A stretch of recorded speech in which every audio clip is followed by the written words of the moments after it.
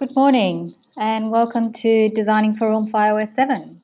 My name's Erica van der Walt. I'm the Design Director here at Oomph, and I'm very excited to take you through our new platform today. So we've been working very hard to update our platform to iOS 7, but add more features and functionality and just make it better all around. We're very excited to share this with you today, and we'll get into it straight away. So before we go into the details, I thought I'll just quickly take you through what we are going to cover today. Firstly, I'll just go through why we think you should update to the new platform. Basically, just some background on why we made the design decisions and the UX decisions that we did, and then just some iOS 7 insights as well. So just sort of industry insights that back up your decision to actually go to the new platform and embrace iOS 7. Then I'll go straight into the Oomph iOS 7 showcase. So I'll show you the new platform. I'll show you how we've changed the user experience. We've added some great customization options for people to actually make their app more of their own and include more of their own branding into it. I'll go over the concept of the universal app. So basically now you've got an iPad and an iPhone app in one. And then I'll show you some of the additional features as well on the platform. After that, we'll go into designing. So I think designing content for iOS 7, it's very important to reconsider how you design so that you still keep, you still stay true to your brand, but you sort of refresh it for it to sit or live well within the iOS 7 ecosystem. Then at the end of the webinar, I'll be giving away some great iOS 7 resources. Just a few things to get you started on your journey to move over to the new platform, and then we'll have some time for question answers at the end. So let's get straight into it. Firstly, what I'm going to do is I'm going to do a little poll just for fun to see what all you guys think about iOS 7.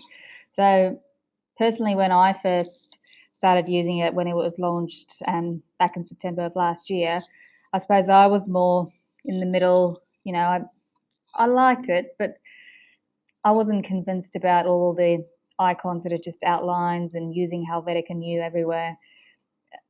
In some instances, it looked a bit sparse to me, so it took a while for me to get used to it. So it'd be great for you guys to quickly give me an indication of what you think.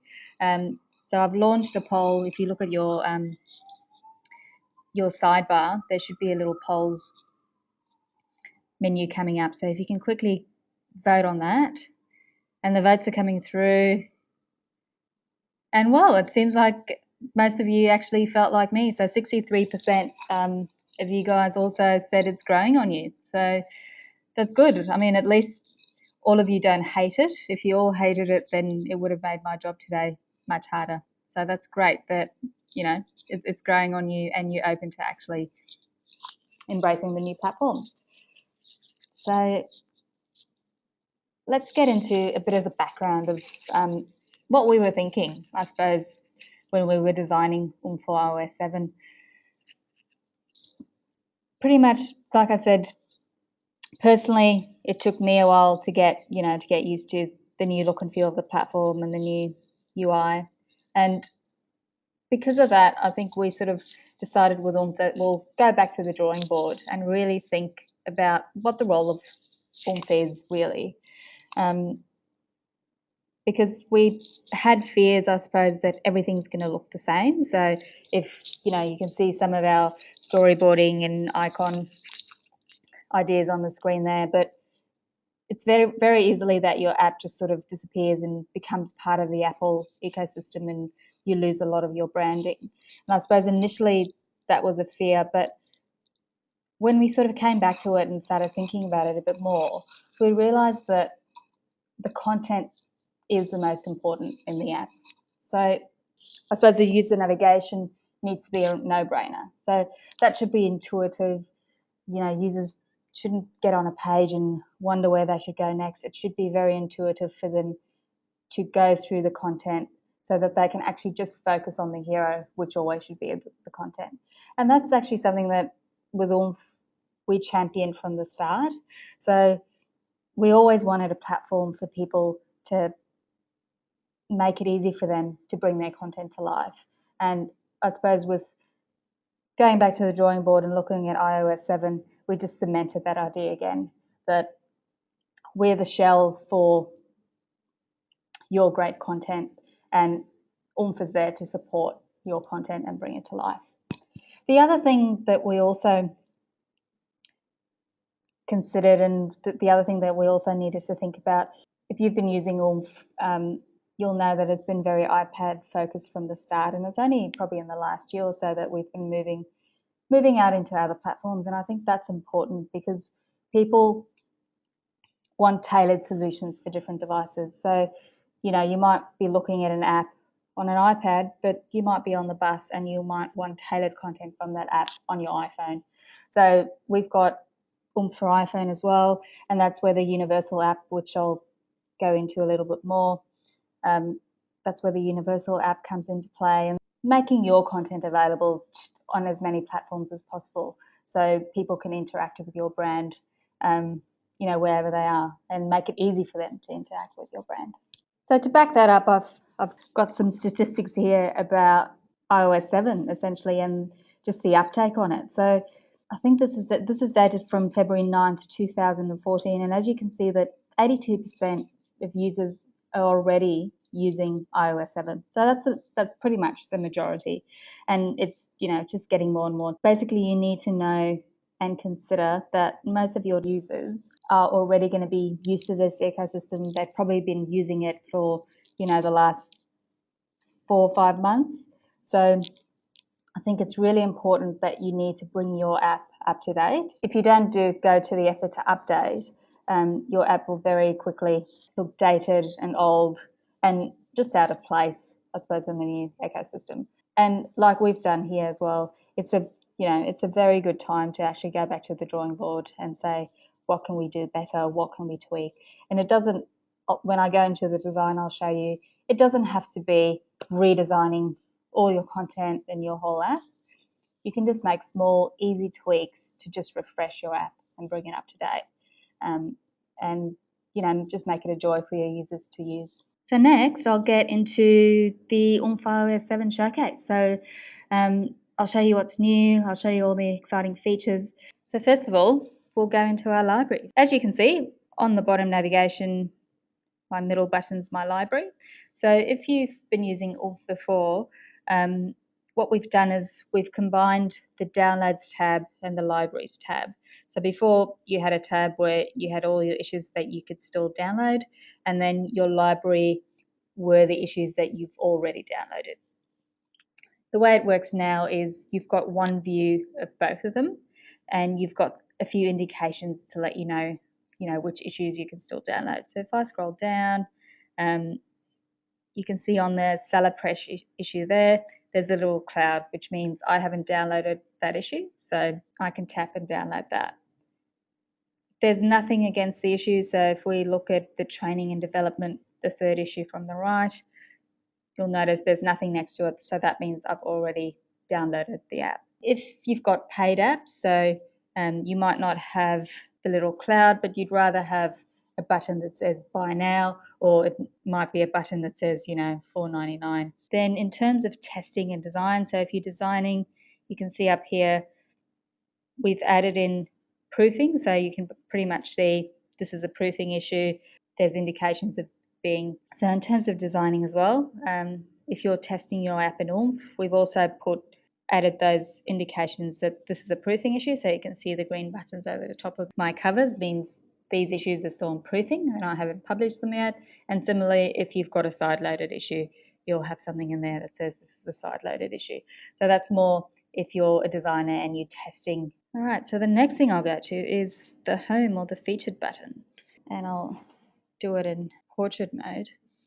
So this is the featured page, and this can be, I suppose, anything you want it to be. So we've come up with a template which we'll share with you, and we'll have a little tutorial of how to set this up. But basically how this works is you can either just put in your own web page, so you might just link your landing page for your website to this, keeping in mind it will need to be optimized for for tablet or needs to be responsive if this is going to be viewed on iPhone as well. Otherwise, you can put in some HTML code, and that's what our template pretty much is. But all it does, it gives you the flexibility to put in a video. So we put in a video at the top, but you can put in a static image or you can put in a slideshow. And then below here, what you can do is you can then call out which issues you want your client to interact with. It's different to the library because the library is going to show you all the issues available that you've downloaded or that you can download, whereas you can dedicate the whole homepage to one issue. You might have a new bundle or a new March issue of a magazine. You can dedicate that just for that issue and push users to download that content. So it's a really powerful and great way to push users more towards certain content. You then tap on one of those, again, it says, because I've already downloaded this, it's going to give me an indication that I've already downloaded this product. And if I say okay, it will take me to the library and I can see there's the handy book of Oomph that I've already downloaded. So I'll just quickly show you in the back end how this page works. So if you're familiar with Publish, Publish is pretty much, if you've used it before, you'll know Publish is where you come in and you manage your apps and your issues. So this is Oomph Viewer. As you can see, we've got lots of issues in here. These are the issues that I'm using today in the webinar. And if you look at the sidebar, just on your left-hand side, you'll see under Optional, there's a Features or Store tab. So if we tap on that,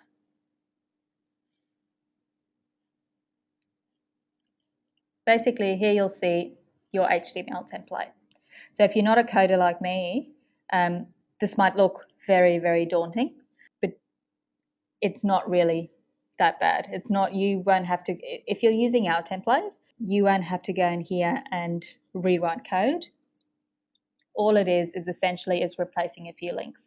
Again, we'll be putting out some tutorials on how to do these if you just want to have a simple template based on ours.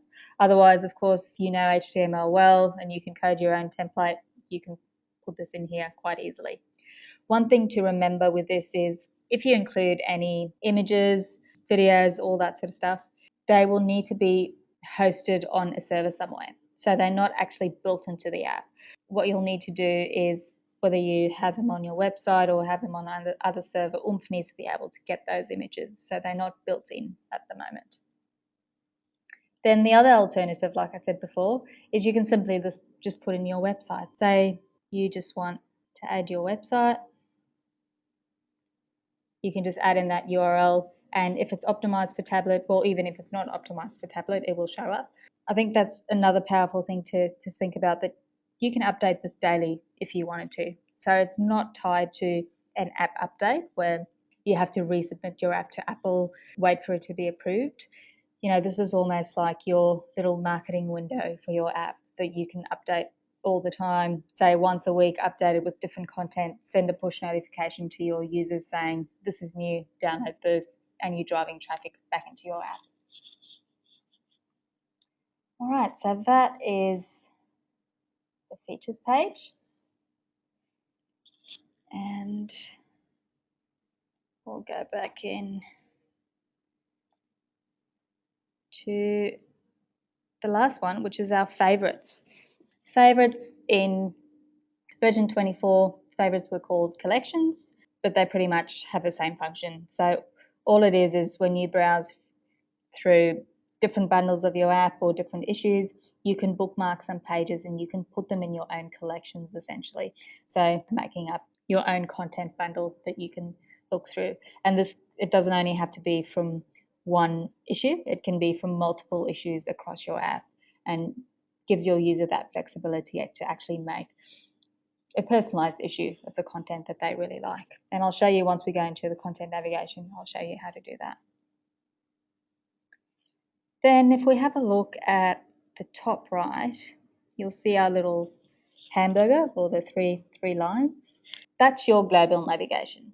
So we call it your global navigation or your settings. And these are all sort of app related settings that you'll use, I suppose, when designing for the app, and that the user will use as well. So the first one is restoring purchases, which is quite straightforward. If you've bought an issue before and you've deleted it, you can just tap on that and that will download that issue again for you from the App Store. The next one is feedback. So this is just giving feedback on the app. So this goes straight to our support. So any feedback a user might have on the app, they can add their comments in there. The send diagnostics. So this is more if you're a designer using Oomph to test your content. So the send diagnostic info basically, again, sends a crash report to our support, and that just gives us a better idea of, why the app crashed on a specific page. It just gives us a much better indication of, how we can fix that problem. So that's a really good thing to do. If you are having trouble with testing content, please do that, and then we can actually come back to you with a solution. So then the other customization is the help page. So again, this is great because you can customize this now to exactly what you want it to be. Before, the help page and the inbuilt help page in Oomph was just a flat image, and you could change that out. But now we've changed it that again, you can put in your own website if you wanted to, or you can put in a full Oomph bundle. I'll show you an example of that in a minute. But basically, you can control what help you want to give your users. In the case of Oomph Viewer, we've linked it to our support and learning page because, again, we want our content, if users come in here and they use it, we actually want it to be easy for them to get help, to contact us. If we go in here and we search for Oomph Viewer, we can do a search within the app and it's going to take us to our support page and bring up the options in there.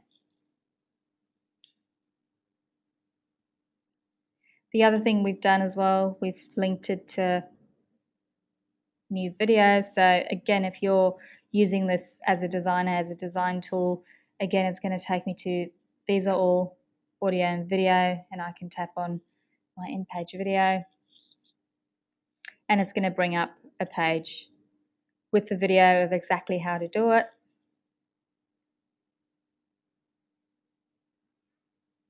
I'll just turn that down. So it gives you an example and it takes you through how to set it up in InDesign. And then it also gives you the option to download the iPad files and the InDesign files. So you can actually have a look at it and see how it's been set up. So that's our help page. We've also done a template for a navigation help page. So I suppose it's deciding whether you want your help page to be more of a customer support or a help, or whether you wanted to use it more as a navigation tool to show people how to navigate your app. So I'll show you the template that we've done here. So again, this is just a really simple template that we came up with to help our users to easily transition from version 24 to version 25, which is iOS7. So basically, we can give you these templates, you can put in your own screenshots, and you then have an interactive help page. What we've covered here is, we've covered some of the content, but quite basic, and then we've got the settings on the side as well. But you might have specific features relating to your content.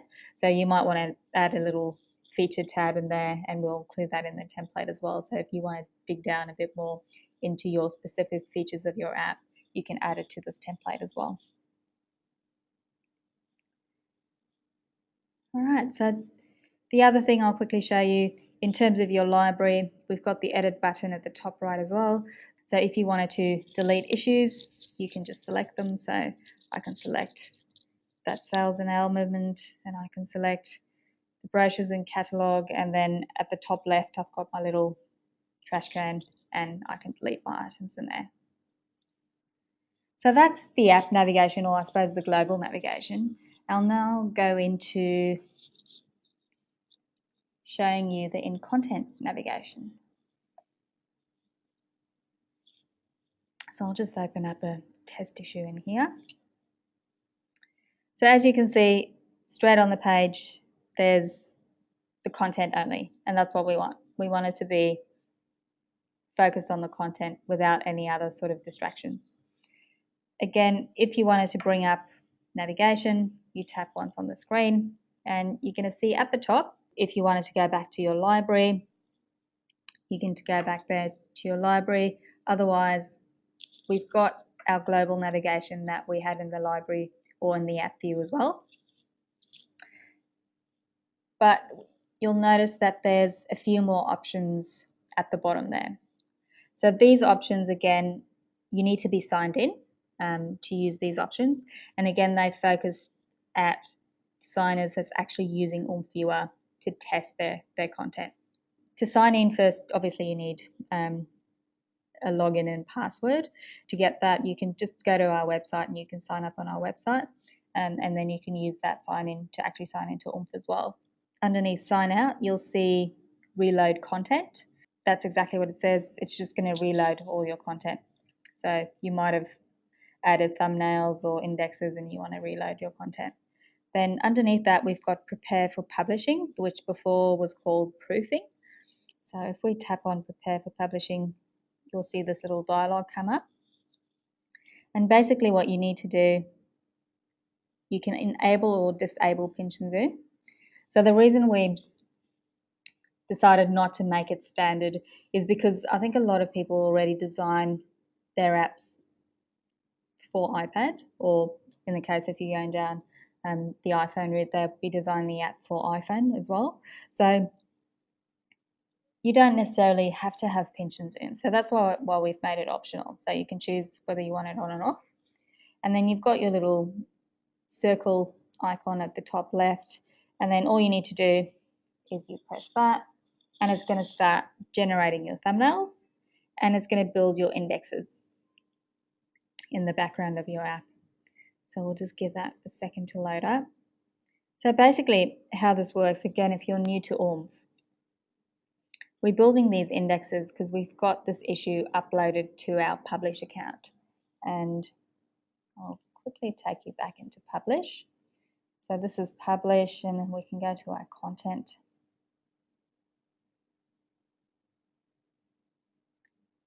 Get it to load up in there. So you can see here, here's my webinar Oomph brochure that I've uploaded there. So my content's ready, but I need to have a look at it on my iPad. I need to proof it, which is this process that we've just gone through on screen on our iPad. So this is the proofing.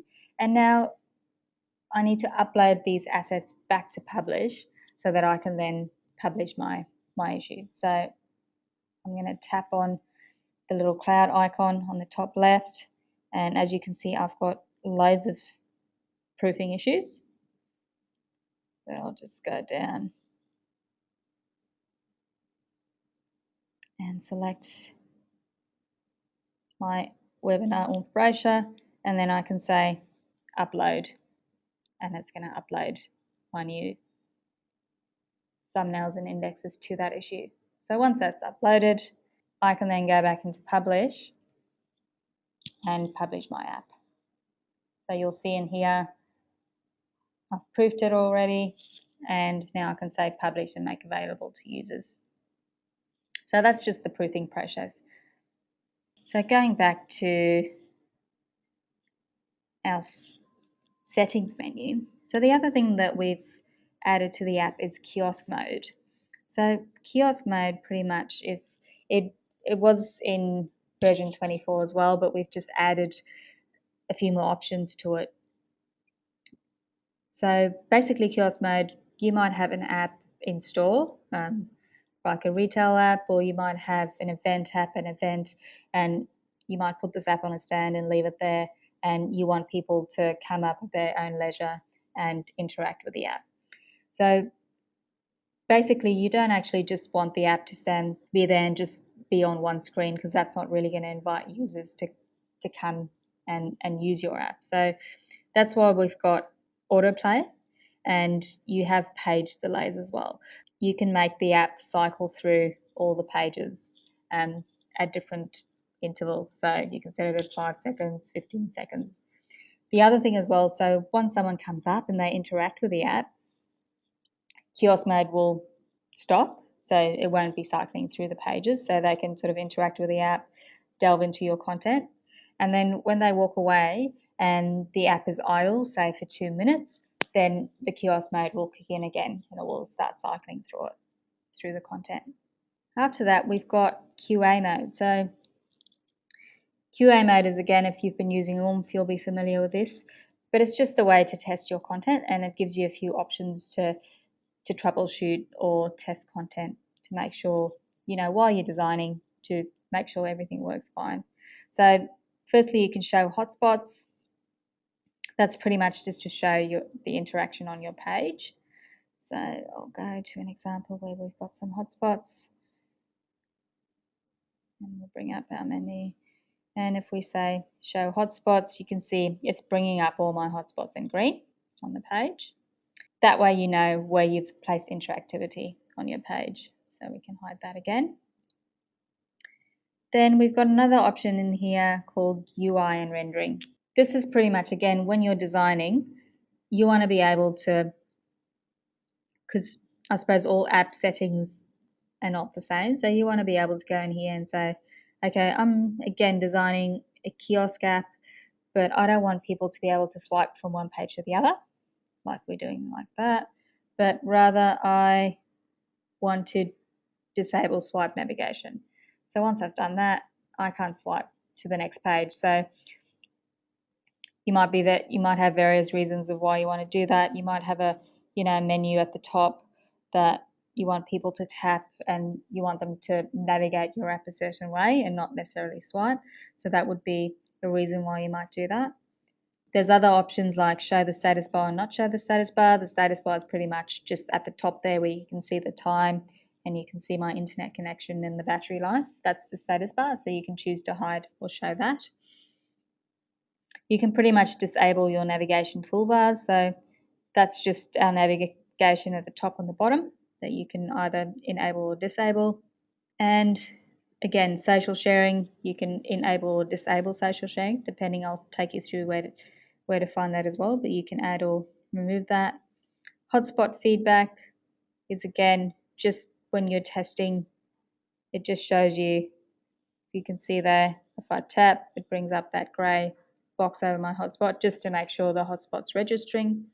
Then enable pinch and zoom. Again, if you've switched on pinch and zoom and you're testing, you'll come into the app here so that you can actually see that it's working or not working. And then the last one, show live feed info.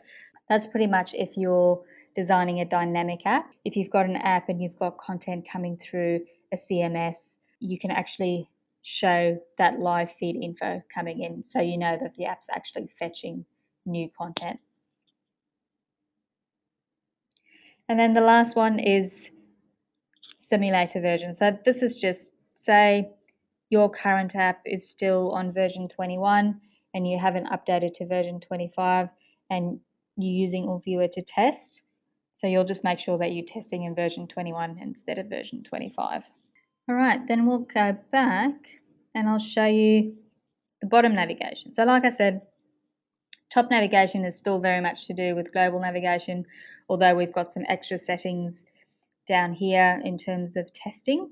But then at the bottom here, you'll see your in content navigation.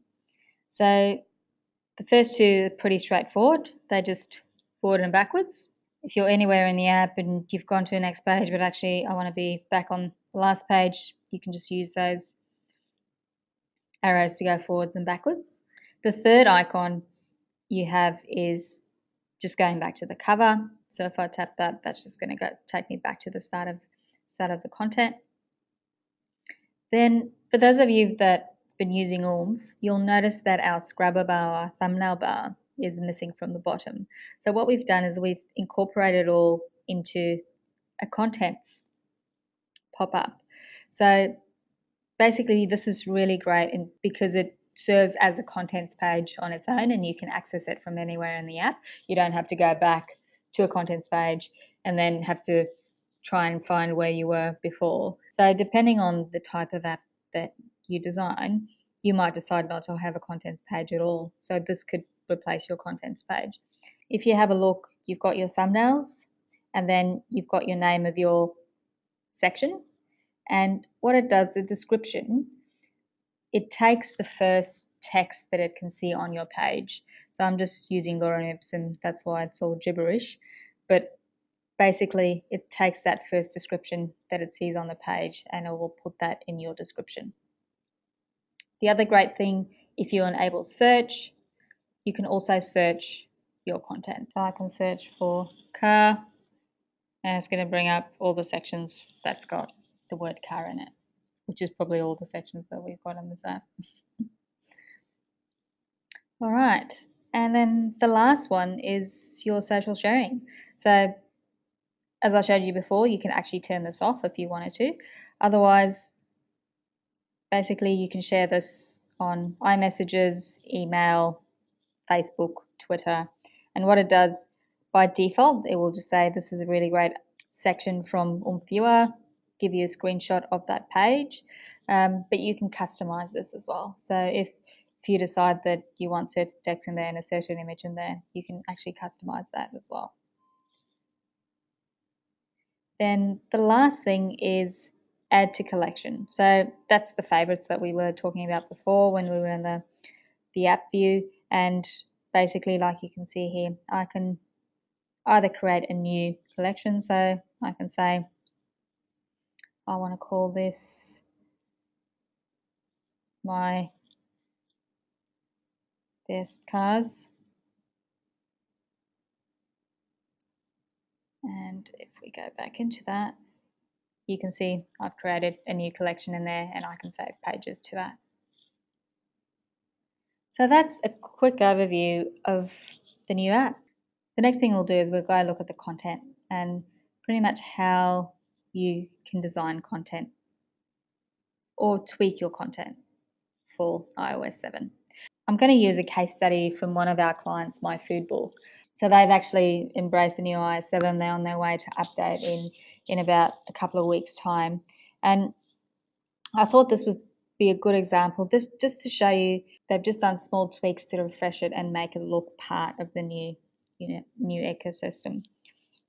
So there's a few things that I'll go, sort of 3 principles that I'll touch on when I go through their content. So the first thing is keep it simple. So you want users to have clarity about what elements they want to interact with on the page. And I'll take you through the examples of what we changed to achieve that. So the next thing is keeping content at the forefront. So you don't want any clutter or unnecessary elements on your page that distracts the user from your main content. So again, we'll show you what we've changed to achieve that. And then finally, creating depth through layering. So I think the main thing for designers, or one of the things that I noticed with the new design for iOS 7, everything is so minimalistic. You've got less tools to actually work with to visually draw your users to certain content on the page.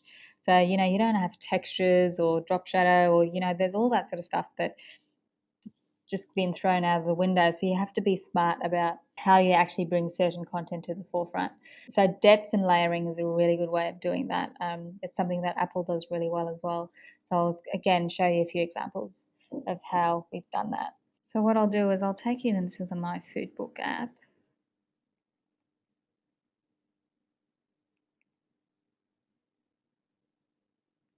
And we'll start on the contents page. So this is the app, how it currently stands.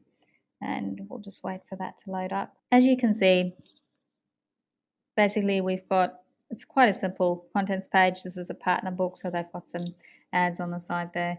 And then what we've done is, because there's a lot of sections that all these recipes fit into, we've done a little fly-in menu where you can choose to have pasta and risotto or pizza and calzone or whatever that might be.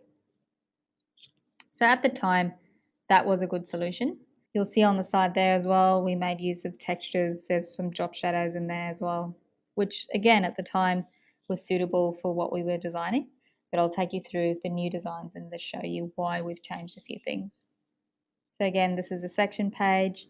and then we'll go into a recipes page. So as you can see, you've got your icons at the top there that tells you to share or bookmark, and then you've got icons here as well telling you to rotate for cooking mode. There's a bit going on, and again, this was a great opportunity just to strip back a few things and just make content the hero of the page. So I'll take you in and I'll show you the designs that we came up with. So that's the featured page, the help page, which is again based on our template. And this is the contents page. So as you can see, we haven't changed it radically. And I think that's the point I want to get across. You should really stay true to your design and your brand as well. You don't want everything just to be thin fonts and the same color. You know, you want still to bring that brand essence through, but you just want to refresh it. So basically what we've done is we don't have any of the textures or the drop shadows anymore. We've just used colors to highlight certain elements rather than others. And then what we've done is we've brought all the navigation onto the page. So we got rid of that fly-in menu. Rather now you've got an all recipe view, or you've got a categories view. And then if you go into your categories view, you can choose pasta and risotto, and you can then from here choose your recipe. Again, easy navigation to go back between all recipes, categories, and it's all on the page accessible to your user. So they've got two types of books. They've got partner books and collaboration books. So this is a collaboration book, so we didn't have all the need for the ads. But what we've done here is using depth, so users know they need to interact with the recipes and the recipes actually stand out. So we've used this transparent background where it seems like something is coming through on the background, but that sort of just brings out the recipes at the front that you want the user's eyes to go to. So that's the concept of depth and layering that Apple uses a lot as well. So then going into a recipe page, you can see there's no distraction. The first thing you see, it's a great looking appetizing pizza. There's nothing else that distracts you. The user's immediately drawn into the recipe, and they're invited to scroll down to say, how am I going to make this? So again, not radically changing the structure, but just adding, refreshing it with new fonts, and also looking at what we can do with our icons. So in terms of size, making certain icons bigger than others, bringing out their importance. So this is just the conversion chart we added. The other thing, this is again the concept of layering. So chef's notes, you can have a little pop-up that comes up and it fades out the background. So the user knows immediately that's the content. Once you've tapped the chef's notes, that's the content that you want them to focus on. And then this is again an example of a section contents. So again, bringing everything onto the page, not having fly-in menus of the user having to bring stuff on the page. It's all there and they can interact with it and it's clear. So that's just a few examples of how we've used clarity, difference, and depth to actually refresh their content and make it look like it's part of the new Apple ecosystem. The other thing to note as well, you'll see we've got all our icons in orange. So if you look at the top and the bottom navigation bars, all our icons are set in orange. That's another customization that we've added to the platform. So you can decide to make yours blue. All you need to do is put in a hex color or provide us with that hex color, and then you can change that color to whatever fits your content. So again, orange might not be the best color for a lot of you guys, so that's a great customization as well that you can add in there. So that pretty much brings us to the end of our tutorial. So the other thing is we'll have some iOS7 resources available. So if you have a look on our website, oomphq.com/webinars, you might be watching this video from that page already. You'll see there's a little resources icon. If you click on that, it will actually take you through to some resources that you can download for iOS 7. So these include, just free iOS icons to get you started. iOS 7 app icon template. So the app tiles have changed slightly, so it's a bit more round corners. So just a template for you to revise that and set them up again. And then there's also top 10 tips that, you know, we've sort of covered in this tutorial, but things to keep in mind when designing for iOS 7. And that brings us to the end of our tutorial. Thank you so much for taking the time to watch this. We hope you're just as excited about iOS 7 as we are. And yes, please, we'd love for you to keep on learning about Oomph. So go to our webinars page, oomphhq.com/webinars, and sign up for another session. And we'd love to see you soon. Thank you very much.